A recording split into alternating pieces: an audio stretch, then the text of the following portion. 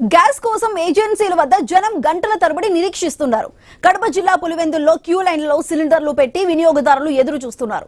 Gas బండలను black market కు తరలిస్తున్నారని ఆరోపించారు. డ్రైవర్ల సమ్మెతో సిలిండర్ల సరఫరా నిలిచిపోయింది. బుకింగ్ చేసి వారమైనా గ్యాస్ సరఫరా కావటం లేదని వినియోగదారులు అంటున్నారు. ఆన్లైన్ లో బుకింగ్ కావటం లేదని చెబుతున్నారు. పులివెందులలోని హరిప్రియ గ్యాస్ గోడౌన్ లో స్టాక్ ను ఎన్ఫోర్స్మెంట్ డీటీ సుధీర్, రెవెన్యూ సిబ్బంది పరిశీలించారు.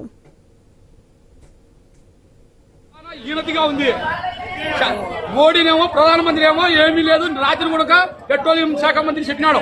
ఏమని చెప్పినాడు? ఈ గ్యాస్ కొడుతుండదు, పెట్రోల్ కొడుతున్నదని.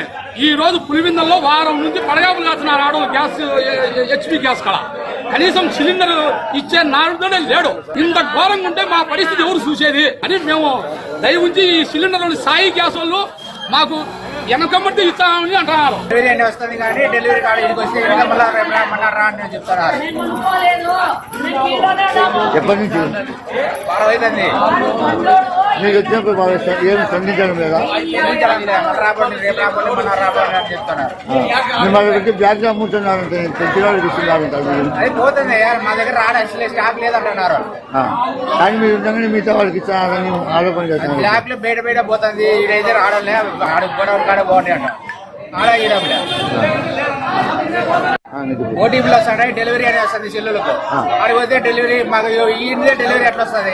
డెలివరీ అయితేనే కదా డెలివరీ అని వచ్చేది. డెలివరీ కాని డెలివరీ అని వస్తుంది. ఎట్లా వస్తుంది అది? అది ఏమంటారు?